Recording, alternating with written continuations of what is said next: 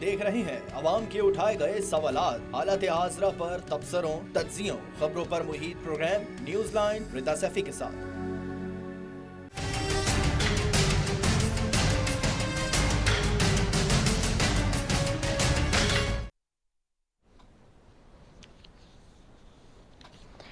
अस्सलाम वालेकुम, मैं हूँ रिदा सैफी। नाजरीन, मुल्क में इस वक्त जो सियासी अदम इस्तेकाम है वो हमारे सामने है। हुकूमत मुल्क के बेहतर मुस्तकबिल के हवाले से कोशिश तो कर रही है, लेकिन जो आवाम पर महंगाई बम है वो मुसलसल बरस रहा है। आज हालात ये कि पाकिस्तान के अवाम सवाल कर रहे हैं 22 करोड़ के क्यों नहीं अब तक मौजूदा सूरत हाल में चीज़ें उस तरह से बेहतर हो पा रही जैसे कि वादे और दावे किए गए थे। महंगाई है, बेरोज़गारी है, मुश्किलात हैं और इन तमाम तर चीज़ों ने अवाम को घरों से बाहर निकलने पर मजबूर कर दिया है। खान साहब जब हुकूमत में थे तो लोग इस उभरती हुई तहरीक की क़यादत के लिए, जो ख़ासतौर पर पाकिस्तान पीपल्स पार्टी और मुस्लिम लीग नून के साथ साथ बाज़ मजहबी जमातों की तरफ भी देख रहे थे और लोग ये समझ रहे थे कि ये PDM जो कि महंगाई मकाओ मार्च निकाल रही है, तो कभी अवामी मार्च निकाल रही है, वो इसलिए निकाल रही है शायद कि इमरान खान की हुकूमत की ख़राब कारकर्दगी से लोगों की मुश्किलात में इजाफा हो रहा है और लोग उनकी तरफ देख भी रहे थे। लेकिन अब जब से महंगाई का तूफान बेकाबू हो गया है, अशिया ज़रूरियात की कीमतों में बेहंगम और बेमहा इजाफा हो गया है, लोग चीख उठे हैं, लोगों की बस हो गई है, लोगों के काबू में नहीं है। लोग कहते हैं कि 15-20 हज़ार में कौन अपना घर का बजट बना सकता है, 25 हज़ार में कौन अपना घर का बजट बना सकता है। हुकूमत तो रिलीफ देने की बात करती थी, लेकिन रिलीफ देने के बजाय तकलीफ में है इस वक्त आवाम, और आवाम की कमर टूट कर रह गई है। माशरे के इंतहाई पसमंदा तबकात के घरों के भी जो हैं वो चूल्हे ठंडे हो गए हैं और फिर वजीर आजम का बयानिया के कर्जों के बोझ तले दबे मुल्क आगे नहीं बढ़ सकता, ये बहुत तशवीशनाक बयान है। क्या कहना है वजीर आजम शहबाज शरीफ का, आइए पहले वो आपको सुनवा देते हैं। रहा था, मैं सियासत में जाए बगैर कहना चाहता हूं कि कर्ज पे रहने वाला मुल्क कब तक जिंदा रहेगा, ये मुमकिन नहीं है। आपने बिल्कुल ठीक कहा, लेकिन इस वक्त दुनिया में हमें सबसे आगे होना चाहिए था। इस्लामी ब्लॉक में हमारी इस पर हैसियत क्या है? अब वजीर आजम से बड़ा मोदबाना सवाल ये है कि मुल्क को कर्जों के दलदल में किसने घसीटा है, फिर मुल्क पर पिछले 4 दहाइयों से हुक्मरान कौन है, अवाम ये पूछ रहे हैं। दूसरी जानिब इमरान खान और उनकी जमात, उनके इत्तेहादी अपने कारकुनान में अपना हुकूमत मुखालिफ बयानिया जिंदा रखने के लिए मजीद सख्त लहजा इख्तियार करते जा रहे हैं। अब देखना यह है कि ये सख्त बयानिया का सिलसिला मजीद कितना तल्ख होता है और इससे इदारों के हवाले से भी जो बात हो रही है क्या उसको भी नुकसान पहुंचेगा। और आज शेख रशीद साहब ने हुकूमत के बारे में भी कुछ इंकशाफात किए, एक मरतबा फिर वो भी सुनवा देते हैं आपको। कब तक इलेक्शन हो रहे हैं, हुकूमत कब तक जारी है? मिफ्ता ने दोबारा एक खुशखबरी सुनाई है पेट्रोल की कि ग्रैंड इत्तेहाद बनाए, 13 तो पहले ही हैं और कितने ग्रैंड इत्तेहाद बनाने हैं। और जो आप गैस, बिजली, चीनी और जो आप पेट्रोल पे कर रहे हैं, आपके साथ वो होना है कि आप याद रखेंगे। इसी सब पे बात करेंगे जी। सबसे पहले हमारे साथ मौजूद हैं सेनेटर आसिफ किरमानी साहब, सीनियर रहनुमा हैं मुस्लिम लीग नून के, और जाहिर सी बात है जो सारा इससे कियोस सा बना हुआ है उसके ऊपर बड़ी ज़बरदस्त नज़र भी रखे हुए हैं, ख़ुद भी आवाम का तकलीफ़ और दुख समझते हैं। मैं उनके ट्वीट्स भी देख रही होती हूँ। हुकूमत में होने के बावजूद जो चुपते हुए मामला है उसके ऊपर बड़े खुल के बात करते हैं। उनको सबसे पहले खुश आमदीद कहूँगी। बहुत शुक्रिया सेनेटर आसिफ किरमानी साहब, thank you so very much for joining us. जी सर, सबसे पहले तो जानना चाहेंगे इस वक्त मौजूदा सूरत हाल में जो महंगाई का मामला है, जो इस वक्त सियासी अदम इस्तेहकाम है, उस सारी सूरत हाल के अंदर वज़ीर आज़म साहब का बयानिया जो कि अभी हमने सुनवाया वो बड़ा चुपता हुआ बयानिया लोगों को अगेन लग रहा है। आप हुकूमत में होते हुए भी हुकूमत की उन पॉलिसीज़ के ऊपर बात कर रहे हैं, हालांकि हालात तो ये है कि बहुत से लोग बात करने के लिए भी तैयार नहीं है हुकूमत में जो बैठे हुए इस वक्त हैं। इस सिचुएशन की, इस तकलीफ की के ऊपर जो मरहम है वो कौन रखेगा इन जख्मों पर आवाम के? क्योंकि आवाम आपकी तरफ देखती थी, PDM की तरफ देखती थी, और आपकी जमात वो जमात है जो कि पुरानी सियासत करती आई है इस मुल्क के अंदर, तो लोगों को बड़ी एक्सपेक्टेशंस थी आपके साथ। अब क्या होगा? बिस्मिल्लाहिर्रहमानिर्रहीम। मेरी आपसे ये गुजारिश होगी कि मुझे ज़रा थोड़ा फिर वक्त दीजिएगा, चूँकि ये आप सियासी और मुआशरी जो चीज़ें हैं इस पर ज़रा थोड़ा सा समझाने में मुझे मदद करो। अगर मैं 74 सालों की बात ना भी करूं, बुनियादी तौर पर कायद-ए-आज़म ने ये मुल्क गरीब और मिडिल क्लास के लिए बनाया था, लेकिन बदकिस्मती से कायद-ए-आज़म की रहलत के बाद ये मुल्क आहिस्ता आहिस्ता आहिस्ता आहिस्ता अशराफिया ने इसको टेक ओवर कर लिया, हाईजैक कर लिया, और फिर सियासत जो एक खिदमत होती थी उसको कमर्शलाइज कर दिया गया। यानी जिसके पास दौलत है वो इलेक्शन लड़ सकता है, ये बहुत महंगा प्रोसेस बना दिया गया। मिसाल है, मैं एक मिडिल क्लास का फ़र्द हूँ, आज मैं देखता हूँ कि मिडिल क्लास के लोगों की पार्लियामेंट में कितनी नुमाइंदगी है।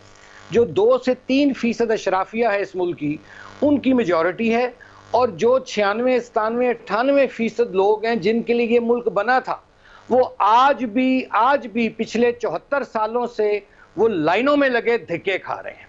नंबर 1 तो ये मसला हुआ कि वो जो कायद-ए-आज़म का विजन था उसको हमने फॉलो नहीं किया। Now coming back to the recent situation जो आपने कही, देखिए सियासी इस्तेहकाम होगा तो माशी इस्तेहकाम आता है। जब पिछली हुकूमत में लीडर ऑफ द अपोजिशन थे शहबाज शरीफ साहब, मौजूदा वज़ीर आज़म हैं जो, उन्होंने अपनी पहली स्पीच में इमरान खान को ऑफ़र किया कि आएँ, सारे इख्तलाफात सियासत एक तरफ रखकर एक मिसाके मईशत कर लेते हैं ताकि इस मुल्क की मईशत स्ट्रॉन्ग हो। चूँकि ये मईशतों का दौर है, अब ये नहीं कि जिसके पास असला ज़्यादा होगा वो ताकतवर होगा, जिसकी इकॉनमी मजबूत होगी वो मुल्क मजबूत होगा और तरक्की करेगा। लेकिन इमरान खान साहब ने इंतहाई हकारत से शहबाज शरीफ साहब का वो जो ताउन का हाथ था उसको ठुकरा दिया।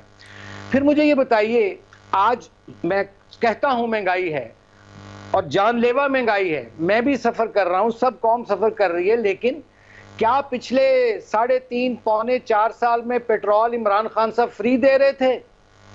क्या सुई गैस फ्री मिल रही थी? क्या आटा, दाल, चीनी, घी और तमाम चीज़ें क्या वो फ्री मिल रही थी? एक्चुअली देखें, जो कॉमन मैन है, जो आम आदमी है, वो ये अदादो शुमार के गोरख धंधे को नहीं समझता। वो एंड यूजर होता है, उसको पता है कि कल घी 150 रुपए था, आज 250 हो गया, 300 हो गया। ये क्यों हुआ? हमें ये सोचने की जरूरत है कि इस नहज तक हम क्यों पहुंचे कि 3.5 पौने 4 साल जिन लोगों ने इसको हुकूमत की है उनका तो कोई हिसाब कर नहीं रहा, और जो अभी मुश्किल से 2 महीने हुए हैं जिनको एक ऐसी गाड़ी मिली है जो ईंटों पर खड़ी है, उसको कहा जा रहा है कि इसको फौरन चलाओ। अब आप मुझे बताइए कि ये जो मुआहदे होते हैं ना, जब आप इंटरनेशनल एजेंसीज या डोनर्स के साथ करते हैं, ये अफराद के दरमियान मुआहदे नहीं होते। ये जो IMF के साथ इमरान खान साहब ने मुआहदा किया था, वो मुआहदा हुकूमत पाकिस्तान और IMF के दरमियान था। वहां ये मान कर आए कि जनाब हम क्या इसको कहते हैं, सब्सिडी यकमुश्त वापस लेंगे, नंबर 1। और उससे पहले इन्होंने ये जुल्म किया, इनकी नालायकी और नहली थी कि ये कहते थे हम IMF के पास नहीं जाएंगे। पहले इन्होंने अपने 6 महीने ज़ाया कर दिए, 5 वज़ीर ख़जाना नालायक किस्म के तब्दील किए पकड़ के, और जो मुआहदा किया IMF से, वो मुआहदे की इन्होंने फिर वापस आकर पासदारी नहीं की। जब इनको नज़र आ गया कि मेरी हुकूमत अब एक आईनी तरीके से रुखसत हो रही है, तो इन्होंने आने वाली हुकूमत के लिए मुश्किलात खड़ी करने के लिए जो मुआहदा था उसकी खिलाफ वर्जी की। तो ये सारी सूरत हाल है। आज अगर महंगाई हो रही है तो उसकी बुनियादी वजह वो पॉलिसियां हैं जो पिछले 4 पौने 4 साल में इमरान खान की हुकूमत ने IMF के साथ जो मुआहदे की खिलाफ वर्जियां की, उसकी वजह है। अब नाउ कमिंग, अब हल क्या है इसका? असल चीज़ है हल। देखिए, इस वक्त मुआशरे में सियासी इस्तेहकाम नहीं है, और मुआशी इस्तेहकाम उस वक्त तक नहीं आ सकता जब तक सियासी इस्तेहकाम नहीं होगा। और सियासी इस्तेहकाम के लिए वज़ीर आज़म साहब ने एक बहुत बड़ी फिर ऑफ़र की है।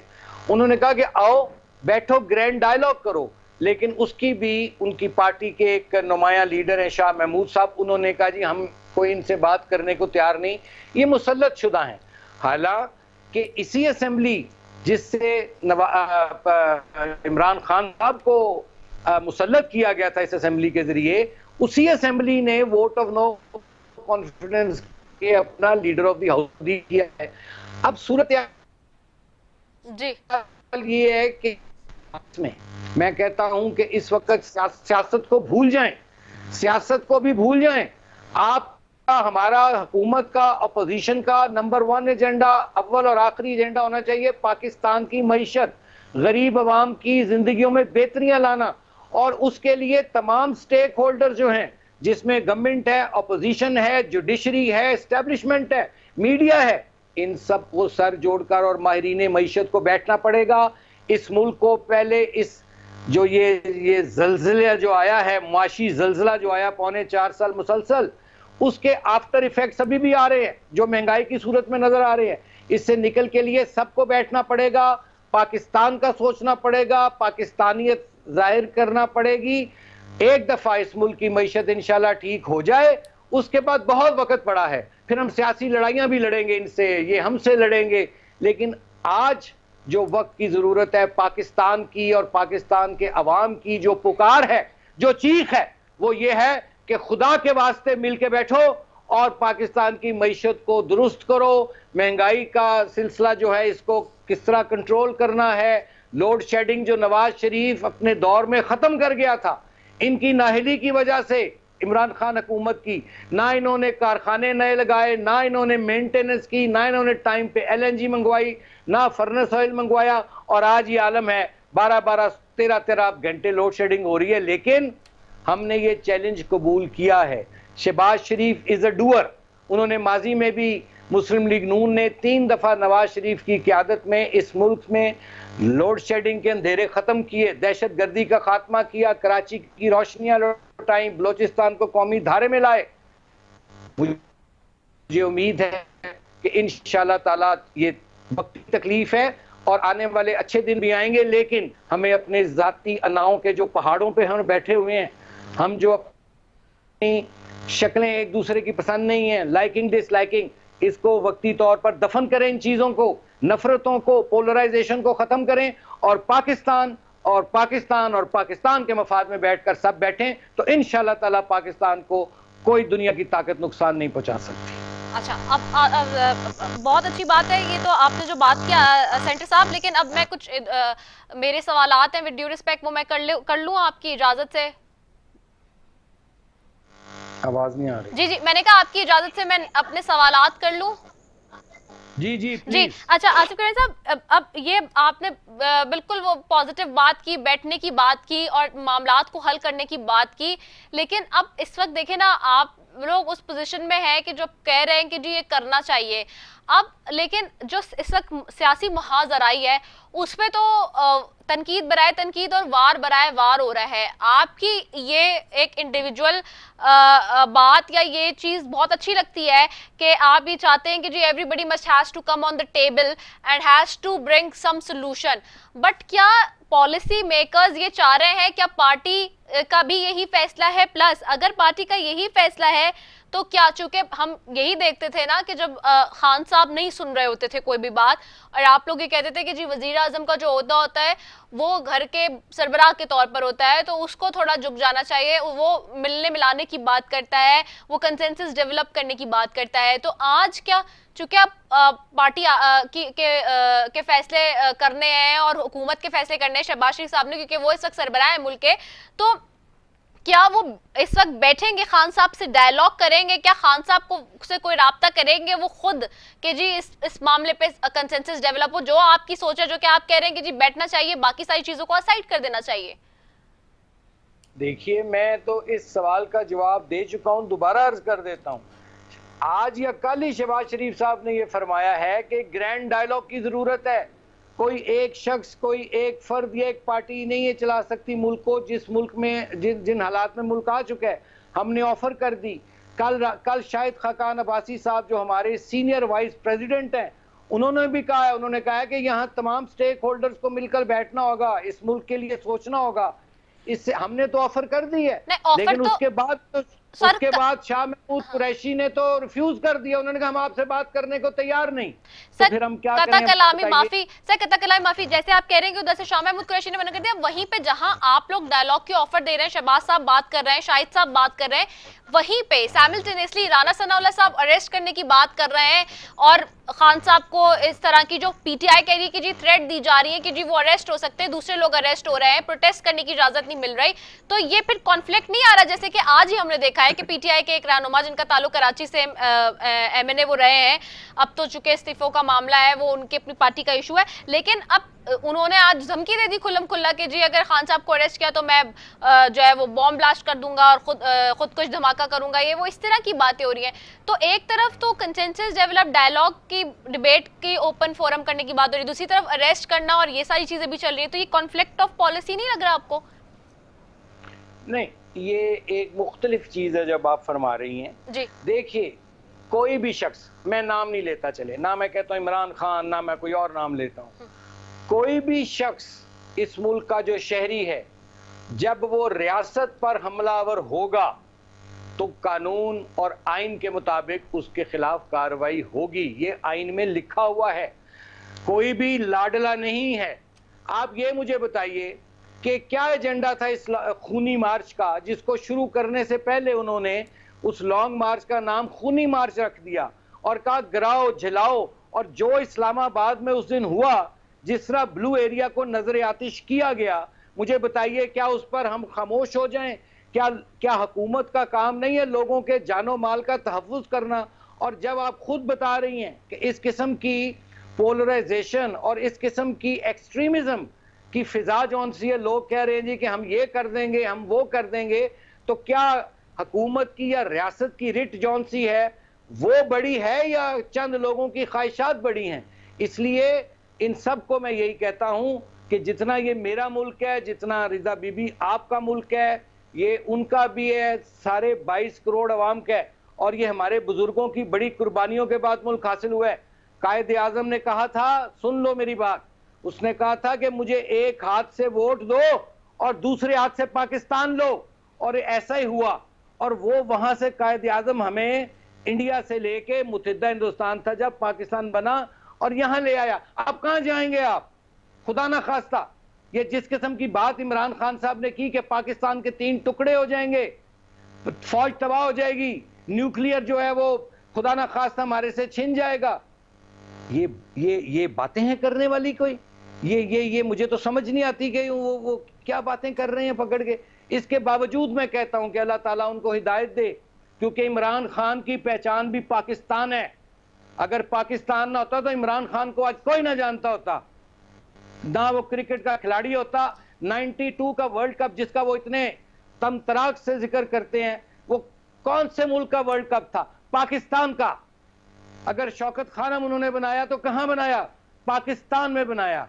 तो देखिए, ये मुल्क सबका है, इसकी मुल्क की हिफाजत हमारा फर्ज है। इधर हमारा दुश्मन इंडिया बैठा है ईस्टर्न बॉर्डर पे, वेस्टर्न बॉर्डर पे भी हालात हमारे मुवाफिक नहीं है। कहां जाएंगे हम?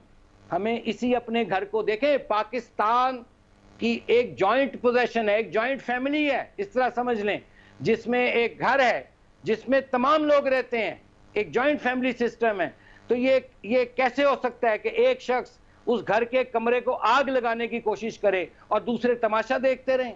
हमें घर को बचाना है, उनको समझाना है कि देखिए, आप पहले इस वक्त पाकिस्तान अपनी मईशत की बदअब्तरी से गुजर रहा है, जो हमारी पैदा कर रहा 2 महीने में नहीं हमने किया, ये आपका बोए हुए बीज हैं जो आज महंगाई की सूरत में अवाम भुगत रही है। आए बैठें, अभी भी sanity must prevail for Pakistan. अच्छा आसिफ साहब, एक चीज और करें जी, right, sanitary privilege for Pakistan, बिल्कुल। अच्छा, मैं एक चीज और आपसे जानना चाहूंगी कि अगर यही सारे मामलात हैं, प्लस आज एक प्रेस कॉन्फ्रेंस भी की है जी कुछ रिटायर्ड फौजी अफसरान ने भी, और उसमें भी उन्होंने कहा है कि जी 90 दिन में कहा गया था कि जी इलेक्शंस हो जाएंगे, और जो हमें कुछ जराए से भी जो खबरें मौसूल हो रही है उसमें यही बार बार बात हो रही है कि जी ये हुकूमत जब आई, जो मौजूदा हुकूमत है, तो ये बात थी कि जी 90 दिन के अंदर अंदर इलेक्शन हो जाने चाहिए और इलेक्शन होने चाहिए। अब ये जो मुबस्सिरीन और ये जो दीगर लोग इस वक्त मुल्क के अंदर इस पे बड़ा चर्चा हो रहा है पूरे मुल्क के अंदर इस खबर के ऊपर कि जी 90 दिन के अंदर इलेक्शन होने थे, ये तो इख्तिदार संभाल के जो है वो अब अपने तौर से चीजों को लेके जाया जा रहा है, चीजें की जा रही हैं। ये स्टोरी के पीछे क्या है, सिचुएशन है। प्लस एक चीज और कि अगर इतनी इकोनॉमी की सिचुएशन खराब है तो आप लोग भी इलेक्शन क्यों नहीं कॉल आउट कर लेते? क्योंकि मरियम नवाज साहिबा का ही स्टेटमेंट था ना अभी पिछले जलसे में, जब उन्होंने कहा है कि जी महंगाई नहीं करेगी कभी भी मुस्लिम लीग नून की हुकूमत, नवाज शरीफ साहब इस बात की इजाजत नहीं देंगे किसी को भी, हम हुकूमत छोड़ देंगे। तो इतने जो मुश्किल फैसले लग रहे हैं, अगर वो माजी की हुकूमत की वजह से खराब फैसले हुए जिसकी वजह से ये हम रिपरकशन उसके देख रहे हैं, तो फिर इलेक्शंस की तरफ हम क्यों नहीं चले जाते? कहाँ लिखा है 90 दिन में इलेक्शन कराना? इन असेंबलियों की जो मुद्दत है वो अगस्त जाके होती है, जाके अगस्त 2023 में पूरी। ये कहाँ लिखा है 90 दिन में इलेक्शन कराने हैं? ये कोई केयर टेकर गवर्नमेंट तो नहीं है, ये एक आईनी तरीके से हुकूमत आई है। हाँ, हमें अंदाजा था कि इन्होंने काफ़ी बर्बादी की है, लेकिन इतना अंदाज़ा नहीं था कि इन्होंने पाकिस्तान का बिल्कुल ही बैंड बजा दिया हुआ है।